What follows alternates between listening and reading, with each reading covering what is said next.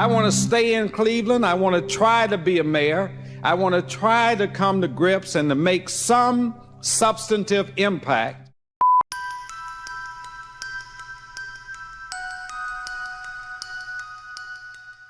In Ohio, almost 5,600 overdose deaths happened during that time.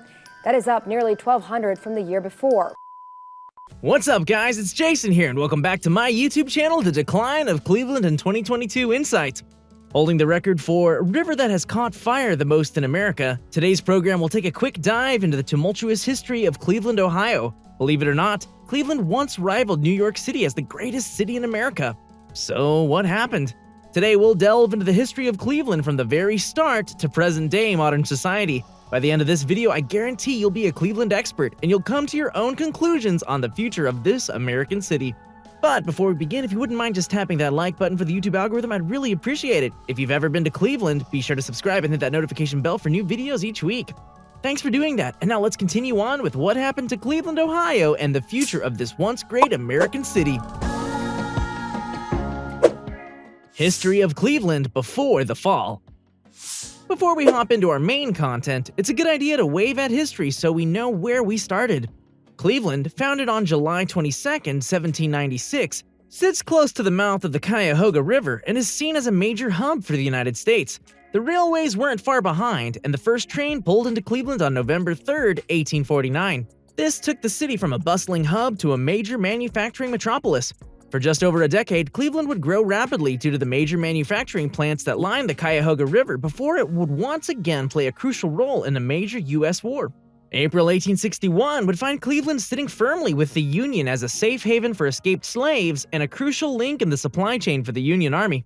The war brought economic prosperity to the city and its inhabitants, an economic wave that would bolster Cleveland to the sixth most prominent American city.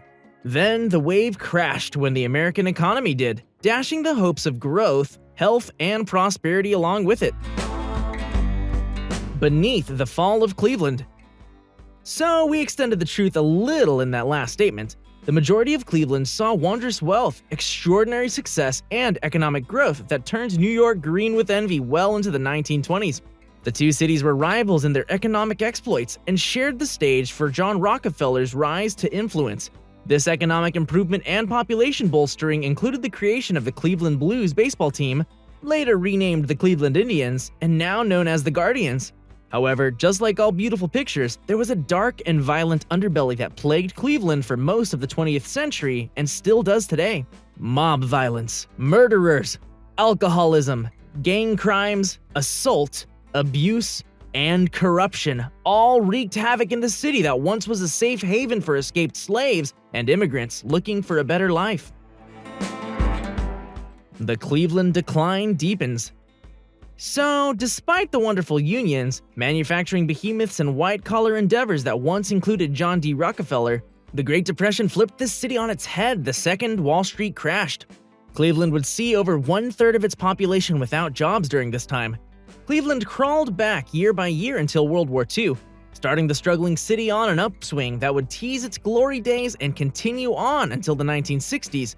The war brought better economic conditions, patriotism, and the largest population the city has ever seen. The sports teams of the city saw great success, including another World Series title. The Barons became hockey champions, and the NFL's Cleveland Browns gave a decade of dominating performances. Boxing and many of its competitors found a grand stage in Cleveland during this time. Additionally, the city saw the tension of race-related issues decrease, and new job sectors such as healthcare and higher education joined the existing institutions of manufacturing and financial tycoons. Everything was looking up for the city after nearly 20 years of strife and struggle. Cue the late 20th century. Much like what happened in Philadelphia, where industrial and manufacturing jobs were lost, the families moved away from the city to the new wonderland that was suburbia. Cleveland began to decline once again.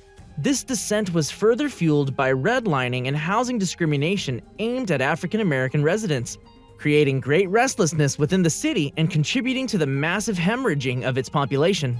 You may be wondering, where are the politicians?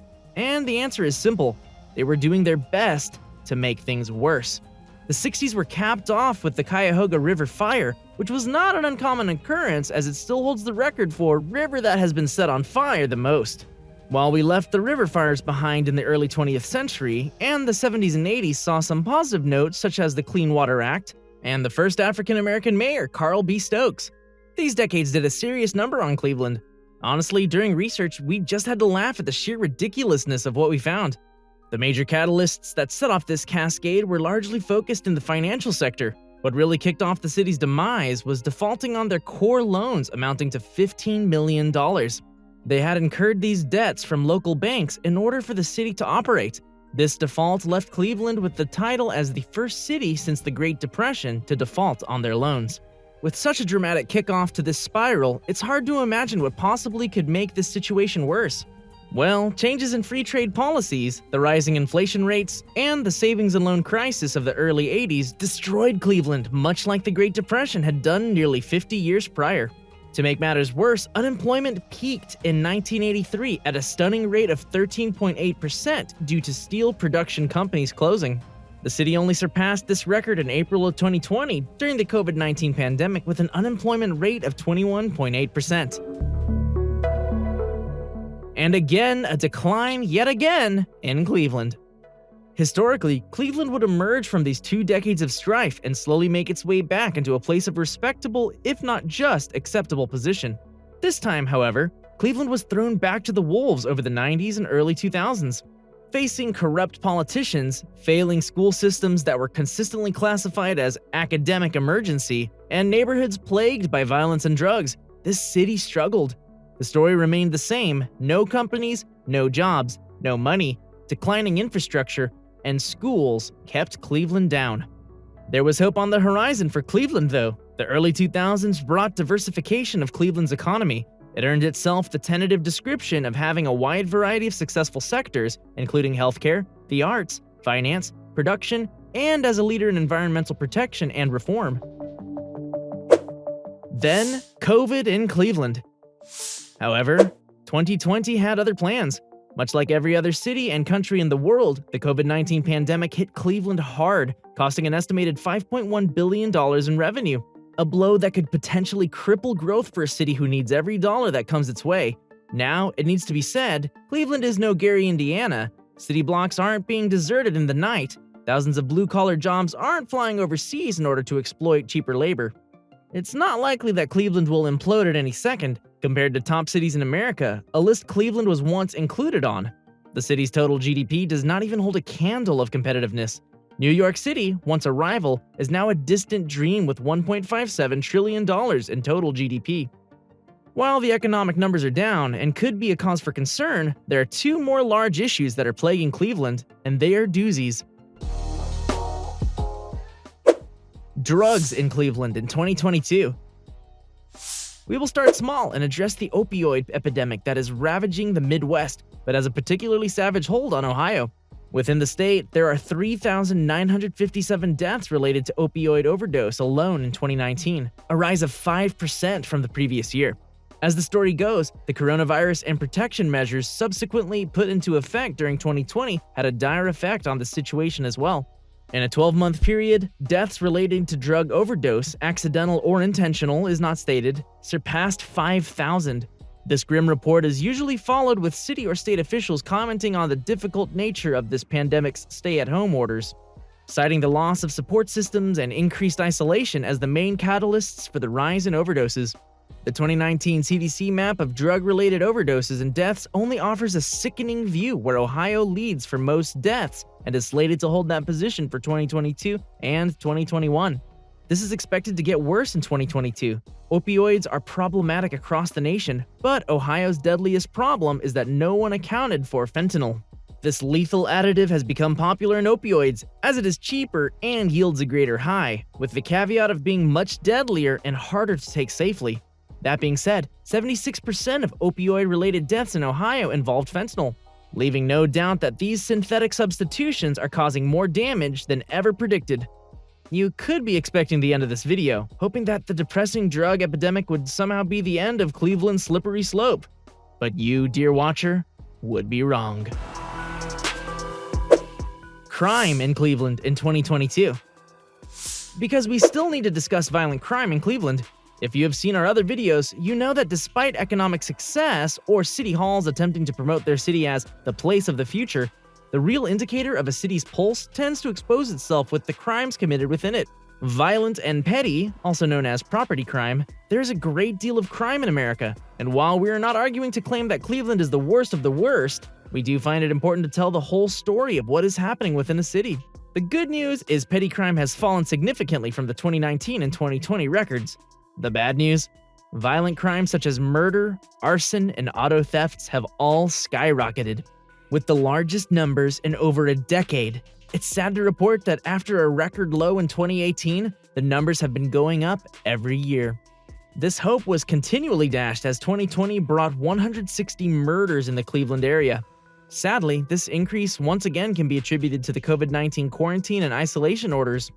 Tensions with the pandemic, job losses, and other stressors set off abusers nationwide, leaving 2020 with an unacceptably high number of abuse, assault, and unfortunately murder cases. Also on the rise for the third year in a row is auto theft, arson, assaults, and reported rapes. These numbers do not inspire the idea of ascending or coming back from the dark year the world has endured. As the year slowly ends and the temperature falls, it does not seem like the violent crime rates want to decline with it. The future of Cleveland.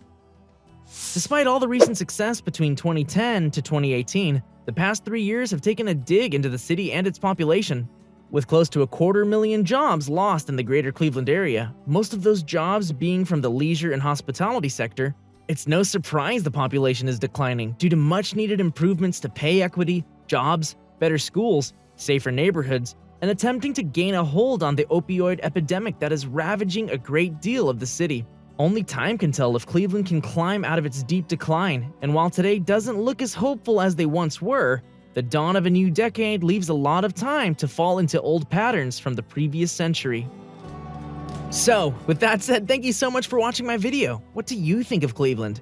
There was a significant amount of research, production, and traveling that went into making this video possible. If you haven't seen already, check out my video on the rise and fall of New York, and the rise and fall of Philadelphia, and the rise and fall of San Francisco. Let me know if there's any other cities you'd like me to explore.